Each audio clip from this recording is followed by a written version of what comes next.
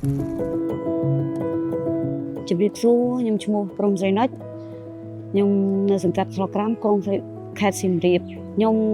មានកូន3នាក់ស្រី2ប្រុស1កាលពីខ្ញុំទៅចាប់ផ្ដើមមករហូតដល់ខ្ញុំគ្រួសារខ្ញុំធ្វើបាបគាត់អត់ឲ្យលុយខ្ញុំចាយគាត់ធ្វើបាបខ្ញុំប្រអំពើហិង្សាផងហើយក៏ចាប់ផ្ដើមរហូតដល់កូនខ្ញុំមានសាលារៀនអង្គការមួយដែលគាត់យកគាត់ទៅរៀនប៉ះអង្គការដែលគាត់ល្អមែនទែនហើយគាត់ក៏បានរៀនព្រះគម្ពីរគាត់ណែនាំយើងឲ្យដើរផ្លូវល្អក៏ខ្ញុំចាប់ផ្ដើមក្នុងមួយខែខ្ញុំទៅប្រជុំម្ដងគឺគាត់អាឋានឲ្យពួកនារីដែលគាត់ទៅបើកដូចជាអំណោយឲ្យអញ្ចឹងក៏មានដំណឹងពីអ្នកគ្រូគាត់ប្រាប់ថាព្រះយេស៊ូវល្អព្រះយេស៊ូវបានឲ្យផ្លូវយើងដើរត្រូវគិតខ្លួនឯងថាថ្ងៃណាមួយខ្ញុំមានក្តីសង្ឃឹមមានផ្លូវមួយដែលល្អអត់ដែលគេគ្រូសាស្ត្រខ្ញុំធ្វើបាបខ្ញុំរហូតហើយខ្ញុំតែងតែនៅផ្ទះអត់មានអីហូបកូនពេលដែលកូនកើតមកគាត់អត់ដែលមករកខ្ញុំជាប្រពន្ធទេគាត់ធ្វើបាបខ្ញុំគាត់តែងតែរករឿងខ្ញុំដែលខ្ញុំនៅផ្ទះកសែខ្ចីគាត់ធ្វើបាបនេះក៏ខ្ញុំមានស្គាល់សាលារៀនដែលកូនរៀនគាត់ដើរតាមផ្លូវព្រះអង្គក្នុងមួយថ្ងៃហ្នឹងខ្ញុំគិតថាថ្ងៃហ្នឹងខ្ញុំអស់អង្គហើយខ្ញុំអត់ដឹងថាពីពឹងអ្នកណាទេដល់ចៃដល់អីថ្ងៃហ្នឹងឯងអ្នកគ្រូហៅទៅបើកអង្គគាត់ក៏និយាយប្រាប់ខ្ញុំថា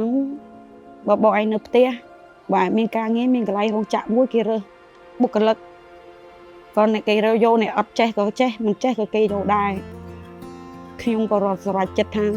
ទៅកូនចោលហើយទៅរកការងារនឹងធ្វើដើម្បីជួយជីវភាពទៅក៏ខ្ញុំជួប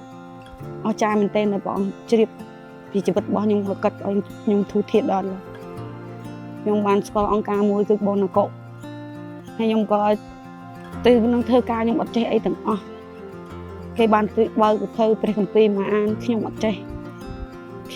សរពេលខ្ញុំបានទៅធ្វើការនៅនឹងមានបងធ្វើការនៅនឹងក៏តែងតែណែនាំខ្ញុំបរៀនខ្ញុំឲ្យប្រកបអានអក្សរពីផ្លូវព្រះអង្គបរៀនខ្ញុំជ្រាបមិនប្រាប់ខ្ញុំមិនតែរួចឡើងមកខ្ញុំក៏បានមានទឹកចិត្តថាទៅធ្វើការខ្ញុំឈប់គិតពីគ្រួសាររបស់ខ្ញុំឲ្យខ្ញុំមានអ្វីហូបគ្រប់គ្រាន់ឲ្យកូនរៀនបានខ្ពង់ខ្ពស់រាល់ថ្ងៃខ្ញុំសប្បាយចិត្តត្រង់ថាទោះខ្ញុំមានឧបសគ្គអីក៏ដោយខ្ញុំអាចថាគាត់ក៏គិតជ្រាបទាំងអស់រហូតដល់ខ្ញុំឈប់គិតពីគ្រួសាររបស់ខ្ញុំអាចធ្វើបានដែលគេធ្វើបាបខ្ញុំដែលគេធ្លាប់ប្រោមពើងសារខ្ញុំគេធ្លាប់វាយខ្ញុំតាមផ្លូវខ្ញុំអាចបំភ្លេចបានដោយសារខ្ញុំយកព្រះអង្គខ្ញុំអាចថាទៅព្រះអង្គឲ្យព្រះអង្គលាវសម្អាតចិត្តខ្ញុំកុំឲ្យខ្ញុំអរគុណព្រះអង្គដែលព្រះអង្គរើសកូនយកទៅព្យាបាលចិត្តអរគុណ